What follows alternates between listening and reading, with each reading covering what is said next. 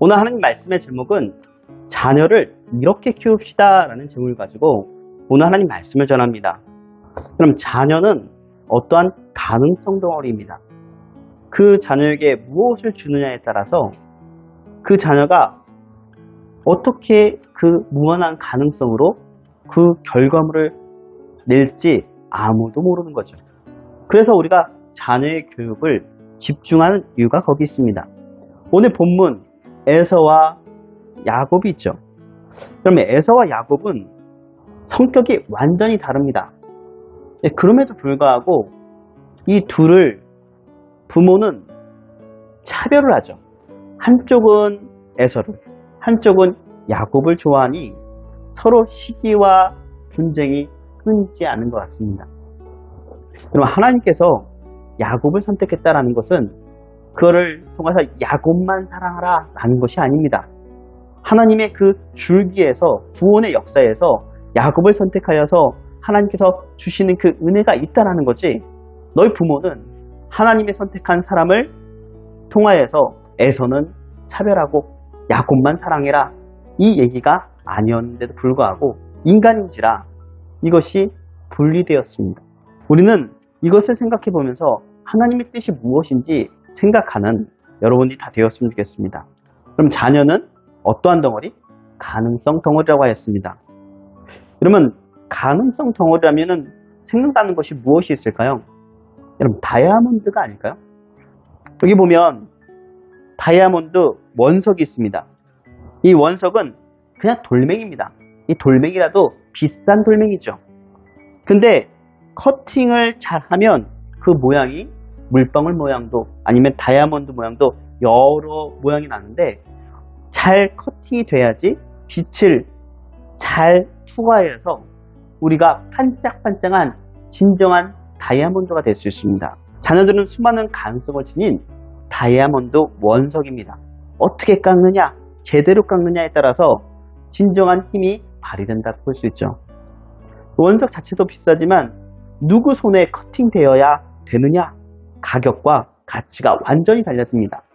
그러니까 우리 부모는 이 다이아몬드 원석을 어떻게 깎아야 될까 고민하고 고민해야 되겠죠. 그래서 진정한 그 커팅자는 누구십니까? 바로 하나님이시죠. 하나님께서 다이아몬드 원석 같은 그 자녀를 잘 커팅시켜 줘야지 그 자녀가 하나님 안에서 올바로 성장할 수 있다는 것입니다. 하나님이 어떻게 깎느냐에 대해서 찬란한 빛을 내는 다이아몬드가 될 수 있다는 거죠. 우리는 원석을 커팅하는 부모로서 어떤 역할을 해주어야 할까요? 첫 번째, 생물학적인 역할을 해줘야 됩니다. 두 번째, 도구적인 역할을 해줘야 되고, 세 번째, 표현적 역할을 해야 되고, 그 다음에 네 번째, 상호작용적 역할을 해줘야 됩니다.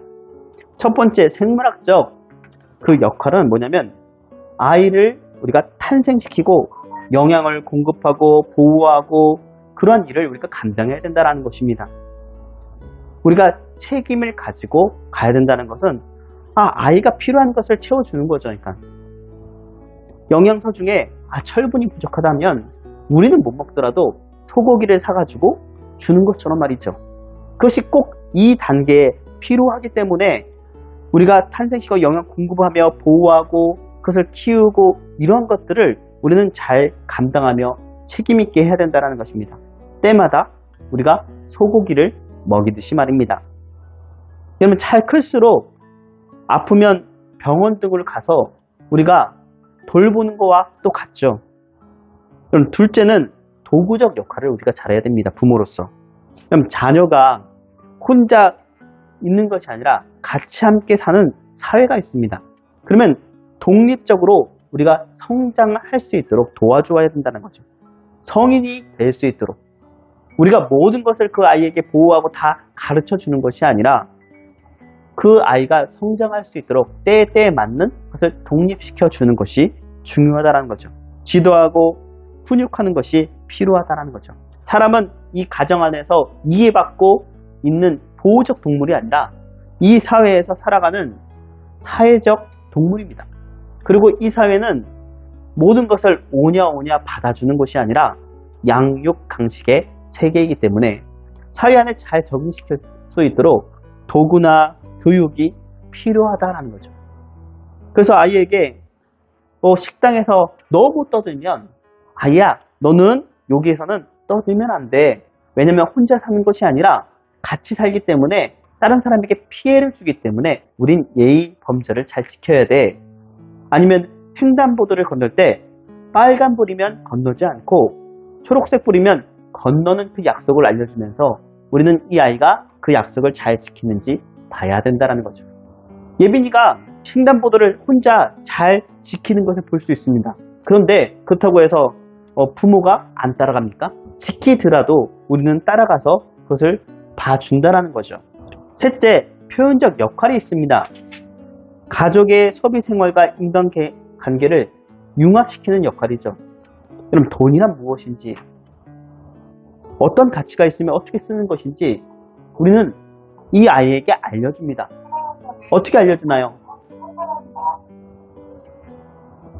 우리 자녀 얘기를 들자면 외할머니가 있습니다. 외할머니가 예빈아 일로 와봐. 돈 줄게. 그래서 하나, 둘, 셋, 넷, 다섯. 이걸 왜 알려주죠? 이게 돈이라는 거. 이 돈으로 뭐 사 먹을 거야? 아니면은 말 타고 먹을 거 하고 이런 걸 알려주는 건 이 돈의 가치가 있음을 알려주는 거죠. 그리고 숫자 개념을 알려주어서 이것에 사회에 나갔을 때 이거는 얼마의 가치가 있는지 어떻게 쓰는 것인지 알려주기도 합니다. 돈보다는 카드에 조금 익숙한 것 같아요. 예빈이를 같이 함께 데려다가 주면은 예빈이가 뭐 먹을 거 없나 이렇게 얘기하다가 아빠 카드 라고 얘기합니다. 그러면은 카드에는 어떠한 가치가 있어요? 그것을 살 수 있는 능력이 있다는 것을 알고 있죠. 그러니까 할아버지가 돈이 없다 그러면은 그래? 아빠 카드 있어? 그러면은 아빠 카드 내놓으라 이거죠. 그러니까 이런 부모를 보고 아이는 배우기 마련입니다.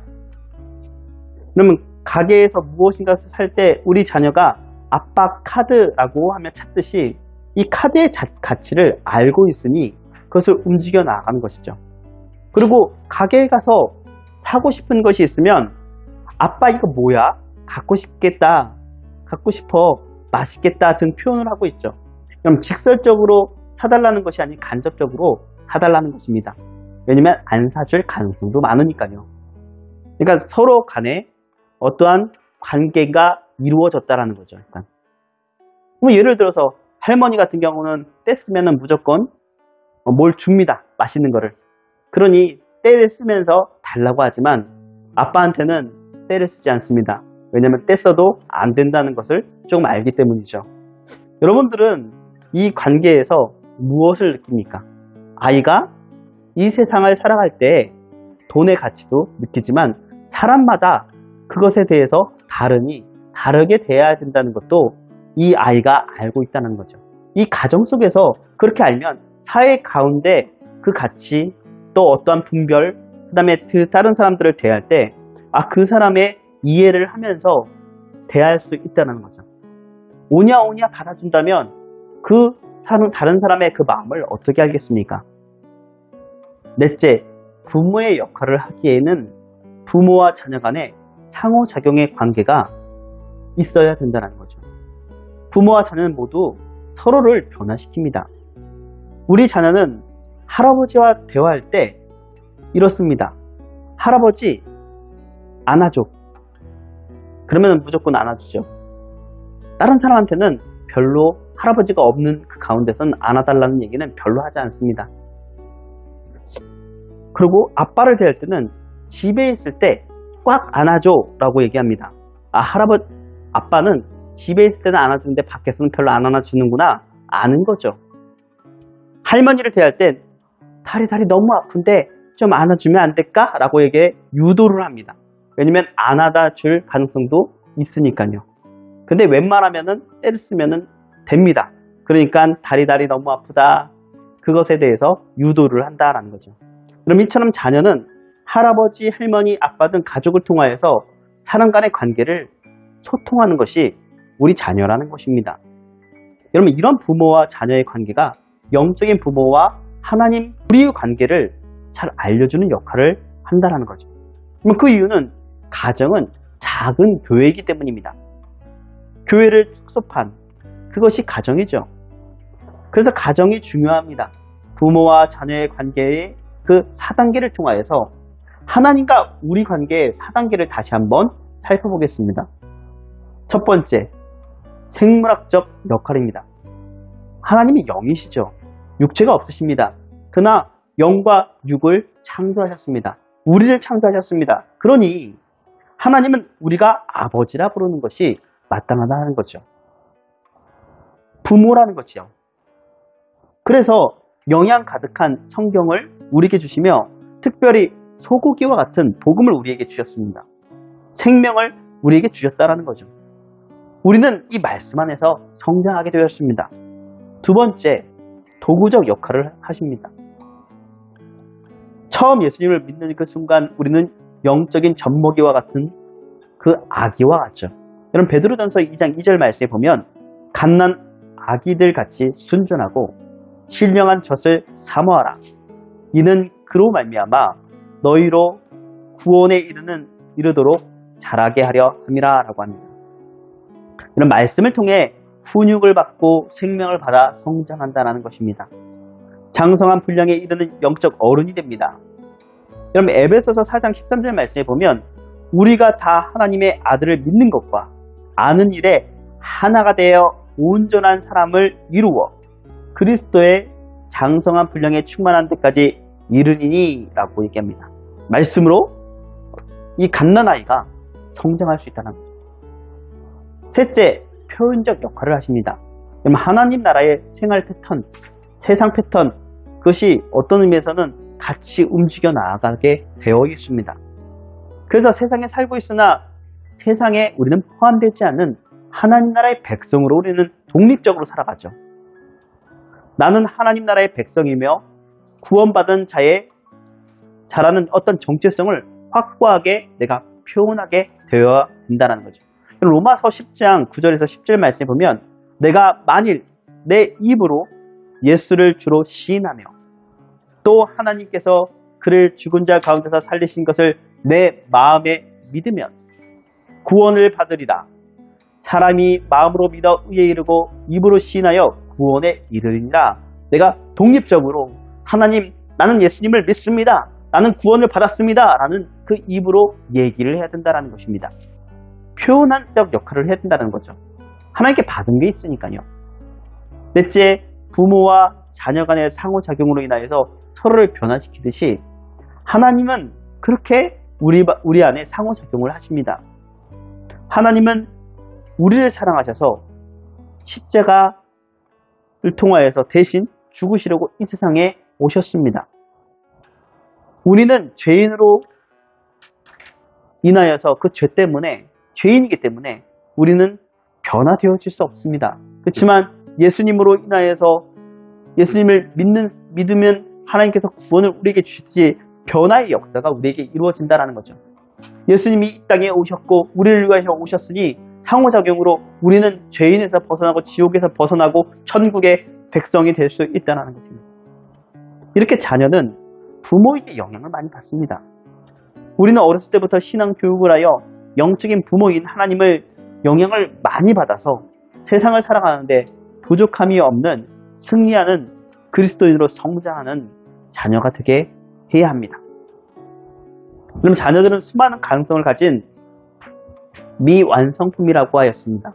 그럼 어떤 의미에선 무엇이든 될 수 있고 무엇이든 안 될 수도 있는 가정성 덩어리죠.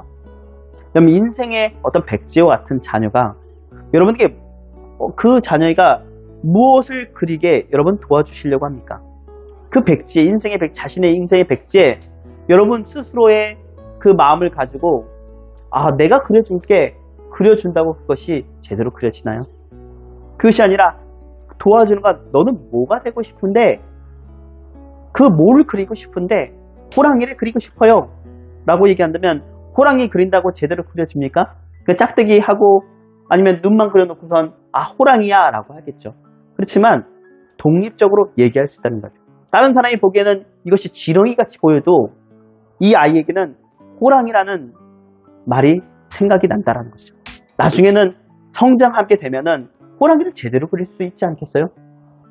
그러니까 남이 그려주는 것이 아니라 내가 서툴르더라도 실수하더라도 내가 그려야지 독립적인 사람이 될 수 있고 독립적인 신앙이 가질 수 있다는 것입니다. 우리는 스스로 그리도록 도와주어야 합니다. 그러면 원석을 커팅하는 부모는 어떻게 이렇게 어떤 역할을 해서 도와주어야 된다라고 우리가 들었습니다. 그러면 우리는 어떻게 도와줄 수 있을까요? 뭐 여러 가지 방법이 있겠죠. 우리 아이를 잘 키우는 100가지 방법이 있습니다. 책 저자는 일본 사람이에요. 시모무라 노보루라는 사람인데요. 이 저자는 1933년 도쿄에서 태어나 도쿄 하계 학원을 졸업하고 교직 생활을 하였습니다. 그래서 현대 아동 교육 연구소 소장을 지냈죠. 그리고 자녀 교육에 대한 저서로 이런 때에는 아이에게 이 책을 등을 여러 책을 펴냈습니다. 우리 아이를 잘 키우는 100가지 방법 몇 가지만 소개를 하려고 합니다. 첫 번째, 가정교육과 훈련은 어릴 때부터 드릴 것 이렇게 써 있습니다. 그러면 신앙교육은 하나님의 말씀은 교육 훈련은 어렸을 때부터 해야 됩니다. 아이가 뭘 알겠어 라고 하지만 하나님의 말씀은 능력이 있어 그 아이를 변화시킬 수 있는 힘이 된다는 거죠. 두 번째, 아이에게 거짓말을 가르치지 말 것. 분명히 아는데 예민한 중간에 아무것도 아닌데 라고 하면서 뭐 이렇게 숨기기도 합니다. 그게 어떤 의미에서는 아이 입장에서는 잘못했다고 얘기하는 것이 아니지만 아이가 그렇게 말할 수 있지만 부모는 좀 생각을 해서 이걸 어떻게 바꿔주지? 라는 그러한 생각을 해야 된다는 것이죠. 그리고 경제적 어려움을 고통으로 생각하지 않게 할 것. 이것은 우리가 힘들고 어려운 일을 만나면 어떤 경제적이든 무엇이든 우리 함께 해결해 나가는 거지 이거는 누구 때문에 그래 라고 얘기하지 않는다는 것입니다. 그러면 이것은 저희 어머니가 잘 가르쳐 주신 것 같아요. 어릴 때 이 어려움이 딱 닥쳤을 때 뭐라고 얘기했냐면 아이고 이것 때문에 우리 때문에 그렇지 라고 얘기하지 않고 이 어려움은 가족과 함께 해결할 어려움이야. 그리고 하나님이 우리를 준비시키려는 과정인 것 같아 라고 얘기해 주었습니다. 그러니 이 경제적인 그런 것들의 어려움이 생각날 때 이거 누구 때문이야 라고 생각나는 것이 아니라 하나님께서 어떻게 우리를 성장시켜 주시려고 하지? 라는 그런 생각이 먼저 들더란 말이죠. 왜냐면은 부모님이 그렇게 얘기했으면은 그렇게 알더라도 하나님께서 우리를 성장시켜 주실 거야 알더라도 입에서 튀어나오는 것은 부모님이 알려준 걸로 튀어나오거든요. 이 엄마 아빠가 그래서 이렇게 바로 튀어나올 텐데 그렇게 알려주니 생각나는 첫 번째가 무엇이라고 생각하냐? 하나님이 우리를 시험시키는 거는 어떻게 잘 성장시키기 위해서 단단히 만들려고 또 아이를 조숙하게 키우지 말 것. 그럼 조숙하게 키운다는 것은 어른의 가면을 뒤집어 씌우는 겁니다. 자, 어른의 눈에 아주 보기 좋게 자, 예빈이 그렇게 돌아다니지 말고 똑바로 앉아. 1시간도 움직이지 마. 어른처럼 움직여 라고 얘기한다면 그 아이에게 그 마음속에 내가 우러나서 앉는 것이 아닌 한마디로 가면을 쓰고 그 어른처럼 보이게 만든다는 거죠.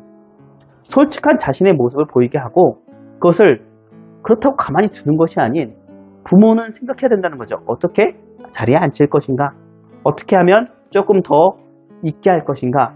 이런 생각을 해야 된다는 거죠. 아이를 조숙하게 키우지 말자라는 것은 자신의 나이에 맞는 그 발달 단계를 거치면서 성장해야 된다는 것입니다. 그러면 아이들이 신체적, 정서적, 사회적 또 어떤 신앙적인 건강하게 성장할 수 있도록 하는데 필수적인 요소가 지금처럼 4살인데 3살인데 그 어린아이가 한마디로 어른처럼 보인다는 것은 문제가 있다는 거예요. 그러니 우리는 아이에 맞게 그것을 계속 가르쳐주고 움직여 나아가야 된다는 것입니다. 시모무라 노르부의 저서인 우리 아이를 잘 키우는 100가지 방법, 거기에서 아이를 조숙하게 키우지 않기 위해 여러 가지 방법을 제시하고 있는데요. 예를 들어서 아이에게 자제심을 가르칠 것, 규율을 지키는 것이 얼마나 중요한지 알려줄 것, 아이가 자신의 일을 책임지도록 격려할 것 등 여러 가지 방법들을 제시하고 있습니다. 그런 과정을 거치면서 이 아이가 성장한다는 것입니다. 부모로서 자녀를 도와주고 나아가야 된다는 거죠. 부모의 역할, 도와주는 역할 여러 가지가 있다는 거죠. 아이들은 수많은 가능성을 지닌 다이아몬드 원석입니다. 어떻게 커팅하느냐, 어떻게 완성도가 될 수 있느냐 관건이죠. 그러면 아담과 하와가 가인을 낳았을 때 틀림없이 예쁘고 아름다운 아기였을 겁니다. 그래서 아기 이름이 뭐냐면 여호와로 인하여 득남하였다, 아들이다 라고 가인의 이름을 그렇게 지었습니다. 또 둘째 아들을 낳았는데요, 예쁘고 아름다운 아기였습니다. 자, 이름의 뜻이 생기, 호흡, 생명이죠. 아벨이라고 합니다. 그럼 가인과 아벨의 모두 아름다운 아기를 태어났는데 하나님의 기쁨이 되는 사람과 기쁨이 되지 않는 사람으로 나뉘어졌습니다. 여러분, 부모가 잘못 가르친 거예요. 너 하나님을 믿지 마, 가인아. 너 분을 품어라. 이렇게 가르쳤을까요? 그럼 그렇지 않다는 거죠. 그럼에도 불구하고 하나님이 원하시는 사람은 아벨이었고, 하나님을 기쁘시게 하는 사람은 가인은 하나님을 화나게 하는 사람이 되었습니다. 이런 모관한 인간의 모습 그대로 하나님을 기쁘시게 할 수 없다는 거죠. 언젠가는 불상사가 일어납니다. 이처럼 우리는 자녀를 신앙을 물려주는 자가 되어야 된다는 것이죠.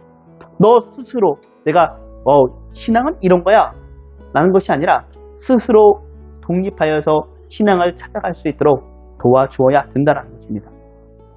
우리는 훈계와 교육을 하나님 말씀 가운데서 해야 될 이유가 거기 있는 거죠. 믿음의 가정은 부부 중심으로 자녀에게 신앙을 물려주는 행복한 가정입니다. 그럼 이삭 잘 아시죠? 이삭은 40세에 리브가와 결혼하여 가정을 이루었습니다. 하나님의 말씀을 따라 리브가는 에서와 야곱을 출산하죠. 그러면 에서와 야곱은 완전히 다른 기질의 모습으로 성장합니다. 이삭의 가정은 경쟁과 속임수로 불행이 찾아왔습니다. 자녀 교육에서 가장 크게 영향을 주는 부모가 먼저 본을 보여야 되는 것인데, 리브가는 야곱을, 또 이삭은 에서를 서로 본을 나쁘게 보여주는 바람에 그것이 경쟁의식으로 뒤바뀌어 버린다는 거죠. 그러면 그러한 가운데서도 하나님은 그 나쁜 상황에도 야곱을 쓰시는 하나님이신 것 같아요. 우리가 하나님께서 그 나쁜 모습을 쳐내셨다면 우리는 이곳에 있지 않습니다. 하나님은 이 세상에서 어떠한 그 나쁜 모습이 있다 할지라도 너를 사랑한다, 너를 이끄시는 하나님, 너를 보호하시는 하나님이 우리와 함께 있다는 거죠. 내가 한마디로 나쁘냐 안 나쁘냐 이것이 중요한 것이 아니라 내가 하나님을 의지하느냐 하나님을 의지하지 않느냐, 이곳에 우리의 목숨줄이 달려져 있는 것과 마찬가지입니다. 우리는 편애와 차별을 하지 않는 사람이 되어야 합니다. 그럼 본문 창세기 25장 28절 말씀에 보면 이삭은 에서가 사냥한 고기를 좋아하므로 그를 사랑하고 리브가는 야곱을 사랑하였더라.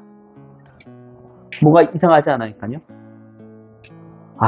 에서를 이삭은 뭐 때문에 그 자체에 있는 것 때문에 사랑한 것이 아니고요. 사냥한 고기 때문에. 리브가도 뭐 집에 조용하게 뭐 도와주고 뭐 이런 것들 때문에 어떠한 사랑을 하였던 것 같아요. 마음에 더 가기 마련이기 때문이죠. 이런 부부의 마음이 갈라져서 자식을 사랑합니다. 이 가정에서 자녀를 편애하는 것은 가정이 불행해지는 시초라고 볼 수 있죠. 그럼 야곱이 요셉을 편애해서 다른 자녀들과 시기 질투를 일으켰을 때 얼마나 큰 재앙이 가까웠습니까? 그 자녀들이 요셉을 죽이려고 할 만큼 그러한 분노와 그것에 사로잡혀 있었습니다. 악을 만들어냈다는 거죠. 이런 백부장 고넬료가 베드로를 초대한 적이 있습니다. 베드로가 어디 있냐면 무두장이 시몬의 집에 있었습니다. 요바에 있었죠. 경건한 사람들을 보내어서 초대하였습니다. 베드로, 우리 집에 오십시오. 근데 요바에 있는 것도 누가 알려주셨냐? 베드로가 어디 있다라고 하나님이 알려주셨죠. 또 베드로도 응답을 받았습니다. 환상이 있는데 베드로가 기도하러 지붕에 올라갔는데 시간대는 6시였습니다. 이 6시가 뭐냐면 6시간이 아니라 정오입니다. 낮 12시. 12시에 올라가서 이제 기도하고서 있는데 배고플 때가 되었어요. 그래서 이제 밥을 먹고 싶다라는 생각인데 환상 중에 하늘이 막 열리며 한 보자기가 내려오고 있습니다. 큰 보자기 같은데 귀퉁이에 한마디로 뭐가 매달려져 있어가지고 땅으로 내려져 왔죠. 그 안에는 땅에 있는 각종 네 발 가진 짐승들과 기는 것들이 또 공중에 나는 것들이 있었습니다. 그리고 하늘에 소리가 있는데 베드로야 이것을 잡아먹으라 라고 말씀하시죠. 베드로는 주여 그럴 수 없습니다. 이것이 3번이 지나가서 이 환상 중에 무엇이 하나님의 뜻일까 생각하던 중에 똑똑똑 소리납니다. 누가 찾아왔냐면 이방인이 찾아왔죠. 하나님의 환상 중에 이방인에게 가서 복음을 전하라고 하시나 보다 라고 하면서 하나님이 주시는 그 뜻이 무엇인지 알았습니다. 그럼 여기에서 하나님은 차별하지 않으시고 베드로는 어떤 의미의 편견과 차별이 있다는 것을 알 수 있죠.